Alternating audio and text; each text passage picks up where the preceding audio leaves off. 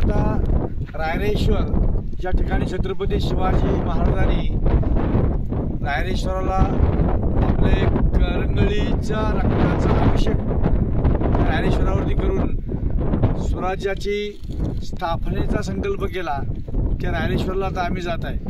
खूप दुर्गम किल्ला आहे आणि रायरेश्वराचं मंदिर आहे आणि एक फोर्ट आहे, चांगला किल्ला आहे आणि आवर्जून पर्यटकांनी हा किल्ला पाहायला पाहिजे। आणि पहिलं रायरेश्वराचा संकल्प केला, किल्ले घेतल्यानंतर छत्रपती शिवाजी महाराजांनी पहिला किल्ला जिंकला तो तोरणागड आणि स्वराज्याचं तोरण बांधलं। तर हा धोम धरणाचा परिसर आहे, तुम्ही पाहाल इकडे धोम धरण आहे, धोम धरणाचा पूर्ण बॅकवॉटर आहे आणि हे बॅकवॉटर जिथं संपलं तिथून हा कच्चा रस्ता आहे, इकडे कच्चा रस्ता आहे आणि वाईपासून एक 25 किलोमीटरवरती हा किल्ला आहे।